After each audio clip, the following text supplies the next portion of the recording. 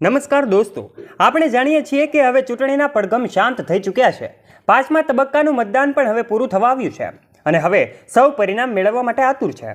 આજના વિડીયોમાં અમે તમને જણાવવા જઈ રહ્યા છીએ આપણા દેશના વડાપ્રધાન નરેન્દ્ર મોદી સાથે સંકળાયેલી કેટલીક એવી વાતો।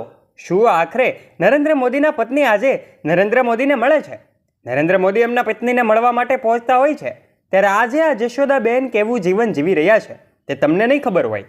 આજે જશોદાબેન પ્રેમભર્યું જીવન જીવે છે, સામાન્ય પેન્શન સાથે પોતાનો ખર્ચ ચલાવે છે। મોદીનું સાસરું બ્રાહ્મણવાડા ગામ છે। ગામના લોકો કહી રહ્યા છે કે જશોદાબેન મોદી વિરુદ્ધ એક પણ શબ્દ સાંભળી શકતા નથી અને આજે પણ તે તેટલો જ પ્રેમ એમને કરે છે અને હંમેશા એમનો ફોટો પોતાની સાથે રાખે છે। એટલું જ નહીં દોસ્તો, તે રોજ મોદીના ફોટાની પૂજા પણ કરે છે। એક પતિ તરીકેની એમની પૂજા કરે છે। જશોદાબેનનો એમના પતિ પ્રત્યેનો પ્રેમ જોઈ ગ્રામજનો પણ હેરાન થઈ જાય છે, કારણ કે મોદીએ તેમને વર્ષોથી પોતાનાથી દૂર રાખ્યા હોવા છતાં પણ જશોદાબેનની એમના પ્રત્યેની લાગણી ઓછી થઈ નથી। એટલા પવિત્ર છે કે તેમણે મોદી સાહેબને પોતાના હૃદયમાં રાખ્યા છે। ત્યારે આ ચૂંટણીના પડઘમ હવે શાંત થઈ રહ્યા છે અને પરિણામ પહેલાં નરેન્દ્ર મોદી વડાપ્રધાન બનતા પહેલાં જશોદાબેને એક ઇન્ટરવ્યૂ આપ્યું હતું। આ ઇન્ટરવ્યૂમાં જશોદાબેનને મોદી સાથેના સંબંધો વિશે ખુલીને વાત કરી હતી અને આ સાંભળીને ભલભલા આશ્ચર્યચકિત થઈ જાય છે। વિડીયોમાં આગળ વધીએ તે પહેલાં વિડીયોને એક લાઇક કરી દેજો અને ચેનલ પર નવા છો તો ચેનલને નીચે રહેલું બેલ આઇકન દબાવીને અવશ્ય સબસ્ક્રાઇબ કરી લેજો। સૌપ્રથમ તેમને પૂછવામાં આવ્યું હતું કે શું તમે હજુ પણ કાયદાકીય રીતે મોદીની પત્ની છો? તો જવાબ આપતા એમણે કહ્યું હતું કે લોકો જ્યારે પણ એમનું નામ લે છે ત્યારે હું એને ચોક્કસ યાદ કરું છું। એ વાતો આજે પણ હું વાગોળું છું અને આજે પણ એ વાતો મને યાદ છે। જો હું એની પત્ની ન હોત તો શું તમે મારી સાથે વાત કરવા અહીં આવ્યા હોત? ફરી તેમને પૂછવામાં આવ્યું કે તમે બીજી વાર લગ્ન કેમ ન કર્યા? આ પ્રશ્નનો જવાબ આપતા જશોદાબેને કહ્યું હતું કે આ અનુભવ પછી પણ મને એવું લાગતું નહોતું કે હવે મારે ફરીથી લગ્ન કરવા જોઈએ। મારું દિલ પણ હવે માનવા માટે તૈયાર નહોતું। મોદીના ગયા બાદ હવે મારું મન લાગતું નહોતું। સવાલ આટલા વર્ષોમાં મોદીએ તેમને પત્ની તરીકેનો દરજ્જો ના આપ્યો એનું તમને ખરાબ નથી લાગતું? ત્યારે જશોદાબેને જવાબ આપ્યો, ના, મને બિલકુલ ખરાબ નથી લાગતું, કારણ કે હું જાણું છું કે તેઓ નસીબ અને ખરાબ સમયના કારણે આવું કરી રહ્યા છે। આ સંજોગોમાં તેઓને આવી વાતો કરવી પડે છે અને જૂઠું પણ બોલવું પડે છે। મને મારી પરિસ્થિતિ પર કોઈ વાંધો નથી। ફરી તેમને પૂછવામાં આવ્યું હતું કે શું તમે આ સંબંધોનો બોજો અનુભવો છો? ખાસ કરીને જ્યારે મીડિયા તમારા સંબંધો વિશે પૂછે છે ત્યારે તમને એમાં બોજ લાગે છે? શું તમને લો પ્રોપર રાખવાની સૂચના આપવામાં આવી છે? જવાબ આપતા જશોદાબેન જણાવે છે કે અમે એકબીજાના સંપર્કમાં ક્યારેય પણ આવતા નથી અને અમે છૂટા પડ્યા ત્યારે પણ અમે ખુશ થઈને છૂટા પડ્યા હતા, કારણ કે અમારી વચ્ચે ક્યારેય પણ કોઈ પણ ઝઘડો પણ થયો નહોતો। 3 વર્ષમાં અમે માત્ર 3 મહિના જ સાથે રહ્યા હતા।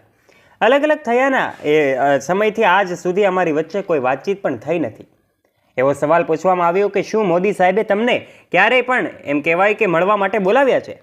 ત્યારે જશોદાબેને કહ્યું કે નરેન્દ્ર મોદી જો આજે પણ મને બોલાવે તો આજે પણ હું જવા માટે તૈયાર છું। આ શબ્દો મારા નહીં દોસ્તો, સાક્ષાત્કારમાં મોદીના પત્ની જશોદાબેને જણાવેલા આ શબ્દો છે। ત્યારે તમને ક્યારેય એવું થયું છે કે તમને છોડીને જઈ રહ્યા છે અથવા તો લગ્નનો અંત આવી રહ્યો છે? આ પ્રશ્નનો જવાબ તેમણે મને એક વખત કહ્યું હતું કે મારે દેશભરમાં ફરવું છે અને જ્યાં મારું મન થશે ત્યાં હું જતો રહીશ। તું મારી પાછળ આવીને શું કરીશ?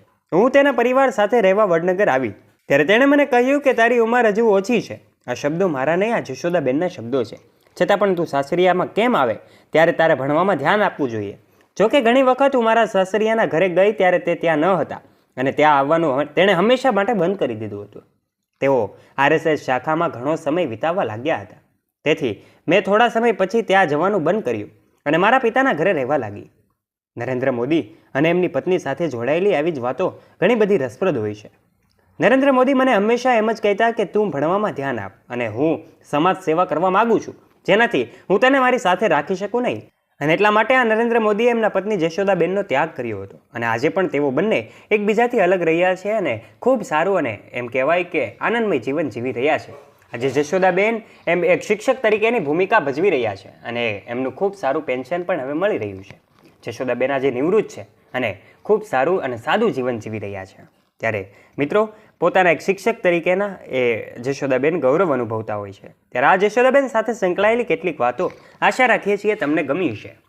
ત્યારે આશા રાખીએ છીએ તમને અમારો આ વિડીયો ગમ્યો હશે. જો વિડીયો ગમ્યો હોય તો આ વિડીયોને એક લાઇક કરી દેજો અને આવા જ રોચક અને રસપ્રદ વિડીયોઝ નિહાળવા માટે અમારી યુટ્યુબ ચેનલ ધ ડીએ મોટિવેશનને નીચે રહેલું બેલ આઇકન દબાવીને અવશ્ય સબસ્ક્રાઇબ કરી લેજો, જેનાથી આવા જ રોચક અને રસપ્રદ વિડીયોઝની નોટિફિકેશન્સ મળતી રહે આપને સૌથી પહેલાં. ફરી મળીશું એક નવા વિડીયો સાથે. ત્યાં સુધી આ વિડીયોને શેર કરવાનું ના ભૂલતા. ધન્યવાદ.